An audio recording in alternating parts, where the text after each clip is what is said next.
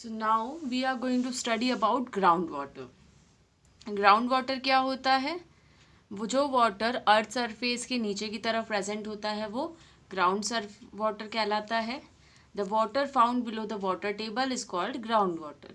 या फिर हम ये कह सकते हैं कि जो वाटर वाटर टेबल के नीचे मिलता है वो कहलाता है ग्राउंड वाटर। इसकी डेफिनेशन को अंडरलाइन कर लो। The ground water helps us mainly in the following two ways. Mainly हमें जो ग्राउंड वाटर है वो क्या क्या हेल्प करता है? सबसे पहला, it provides soil moisture for plant growth. Soil जो है, मिट्टी के अंदर नमी बनी रहे, और वो जो नमी वाली गीली मिट्टी जो होती है वो प्लांट की ग्रोथ के लिए बहुत ही अच्छी होती है। तो प्लांट, ये जो ग्राउंड वाटर है ये सॉइल को मॉइस्चर प्रोवाइड कराता है। It supplements water in streams, lake, wells, handpump etcetera.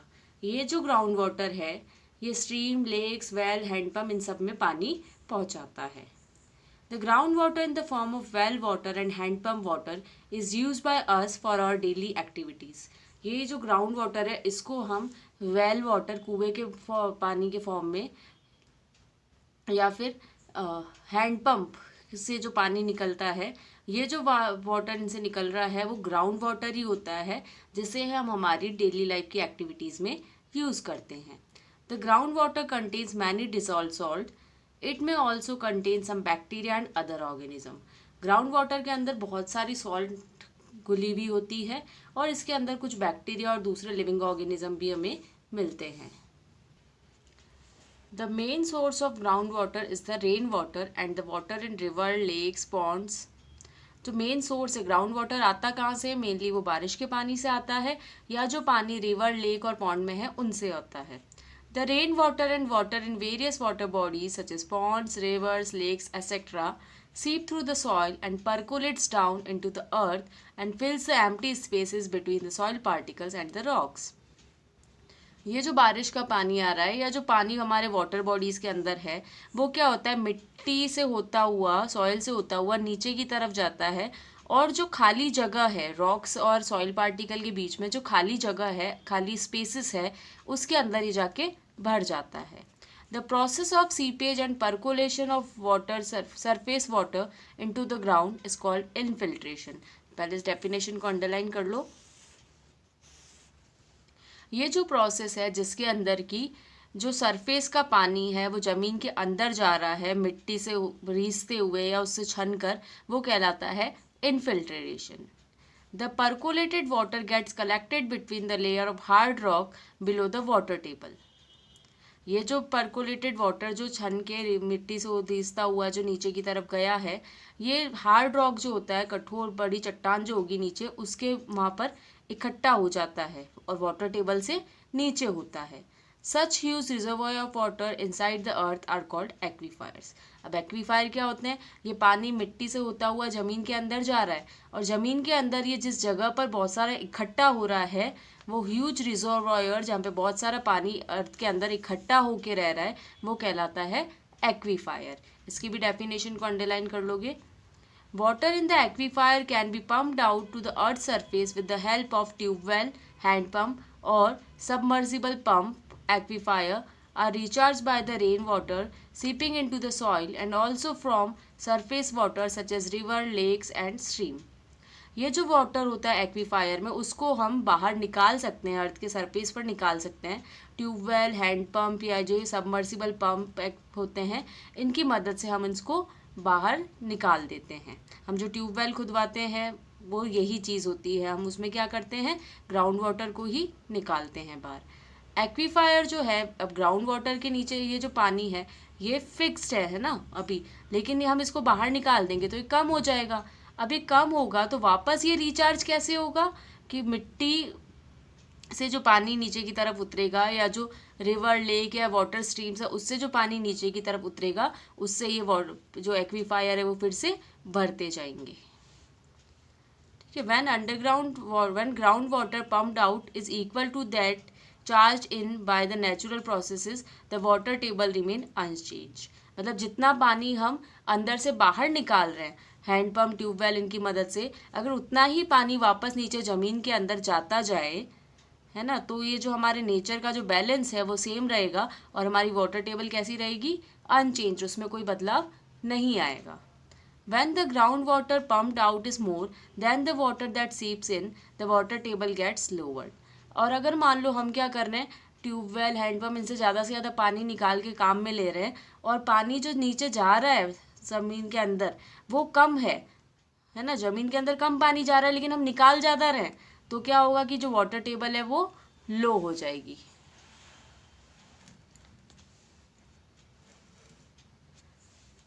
When the groundwater pumped out is less than the water that seeps in the water table rises up.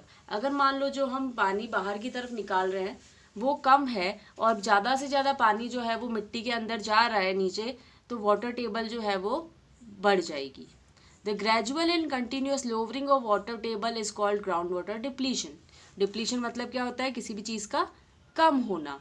तो ये धीरे धीरे क्या हो रहा है, धीरे धीरे लगातार ये जो वाटर टेबल है हमारी वो कम होती जा रही है और इसको क्या बोलते हैं, ग्राउंड वाटर डिप्लीशन। ठीक है, इसको अंडरलाइन कर लोगे आप। देन नेक्स्ट हमें गिवन है when the rainfall is poor the farmer use ground water for irrigation. जब बारिश जो है वो अच्छी नहीं होती है, कम बारिश आई है, अच्छी बारिश नहीं हुई है, तो जो किसान है वो क्या करते हैं, खेतों में पानी देने के लिए, फसल को पानी देने के लिए इसी ग्राउंड वाटर का इस्तेमाल करते हैं। Increased population forces increasing use of ground water day by day. दिन पे दिन क्या हो रही है, पॉपुलेशन, जनसंख्या बढ़ती जा रही है तो लोगों की ज़रूरतें भी बढ़ रही है, ज़्यादा से ज़्यादा पानी चाहिए, तो इससे जो ग्राउंड वाटर का यूज़ है वो भी दिन पे दिन बढ़ता जा रहा है और इसी कारण से जो वाटर टेबल है वो उसका डिप्लीशन होता जा रहा है, वो कम होती जा रही है। अब क्या क्या कॉजेज है, क्या क्या कारण है ग्राउंड वाटर के डिप्लीट होने के, ग्राउंड वाटर का लेवल कम होने के, अब हम वो पढ़ेंगे एक एक करके। तो मेजर कॉज जो है वो हमें बता रखे हैं। सबसे पहला है इंक्रीज इन पॉपुलेशन, जनसंख्या की वृद्धि। Need for drinking water and its use for washing, bathing etcetera has increased many times due to increasing population and its living standard. पानी की जो ज़रूरत है, पीने के पानी की या बर्तन धोने के लिए, नहाने के लिए या जिस भी काम के लिए हमें पानी की ज़रूरत होती है, वो दिन पे दिन बढ़ती जा रही है, कई गुना बढ़ गई है, क्योंकि पॉपुलेशन जो है वो भी लगातार क्या हो रही है, बढ़ रही है और लोगों का जो लिविंग स्टैंडर्ड है वो भी बढ़ रहा है, जिसके कारण हमारा जो ग्राउंड वाटर है वो कम होता जा रहा है। सेकंड जो रीज़न है वो है increasing industrial and agricultural activities. Increasing industrial and agriculture activities require more usable water. So the water resources are being used faster than they can be replenished. As a result, water table is falling every year. ज़्यादा से ज़्यादा फैक्ट्रियाँ लगा रहे हैं, ज़्यादा से ज़्यादा हम खेती कर रहे हैं, तो उससे क्या होता है, पानी भी तो ज़्यादा चाहिए, तो ज़्यादा पानी इस्तेमाल करेंगे। अब वापस वाटर टेबल में पानी जा तो कम रहा है, लेकिन हम क्या कर रहे हैं, ज़्यादा से ज़्यादा तो इस्तेमाल करते जा रहे हैं, तो ज़्यादा इस्तेमाल कर रहे हैं तो कम होगा और इसी कारण से हमारी जो वाटर टेबल है वो हर साल उसमें वाटर टेबल नीचे कम होती जा रही है। Construction activities. Faster development require more infrastructure such as roads, houses and buildings for commercial purpose. दिन पे दिन विकास होता जा रहा है, डेवलपमेंट होता जा रहा है, इससे क्या हो रहा है, हमें ज़्यादा से ज़्यादा इंफ्रास्ट्रक्चर चाहिए, रोड चाहिए, घर चाहिए, बिल्डिंग चाहिए, कॉमर्शियल चीज़ों के लिए, मतलब व्यापारिक चीज़ों के लिए। तो this has reduce the water absorption capacity, seepage of the soil. और इसके कारण क्या हो रहा है, हमने क्या कर दिया, रोड बना दी, घर बना दिए, बिल्डिंग बना दी, तो पानी तो मिट्टी के अंदर नीचे की तरफ जाएगा ही नहीं, सीपेज होगा ही नहीं पानी का सॉइल के अंदर, तो इससे भी वाटर टेबल जो है वो दिन पे दिन कम होती जा रही है और ग्राउंड वाटर जो है वो कम हो रहा है। Reduced forest cover. Due to heavy demand on land, more and more forest area has been cleared. ज़्यादा से ज़्यादा क्या चाहिए, हमें लैंड चाहिए, घर बनाने, बिल्डिंग बनानी है, फैक्ट्री बनानी है, तो इसके लिए क्या करना पड़ेगा, हमें ज़्यादा से ज़्यादा जो जंगल है उसको, फॉरेस्ट कवर को क्लीन करना पड़ेगा, तभी ये चीज़ें हम बना सकते हैं। This has resulted in the reduce seepage of rain water and the depletion of the water table. और इसी कारण से हमारा जो वाटर टेबल है वो कम होता जा रहा है। फिर आपको एक एक्टिविटी गिवन है, ये एक्टिविटी आप खुद कर सकते हो। आपको रिकॉर्ड बनाना है कि आप दिन भर में आपकी फैमिली जो है वो कितना पानी इस्तेमाल करती है।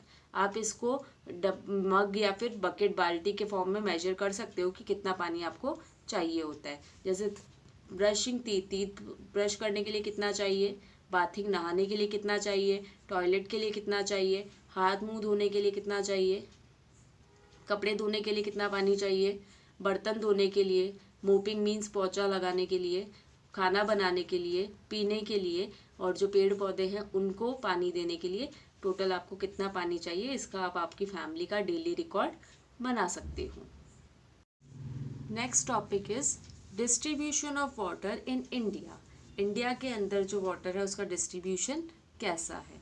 Water covers about 71% of earth surface. Earth के सरफेस के ऊपर कितना परसेंट वाटर है, 71% हिस्सा जो है अर्थ के सरफेस का वो वाटर से कवर्ड है।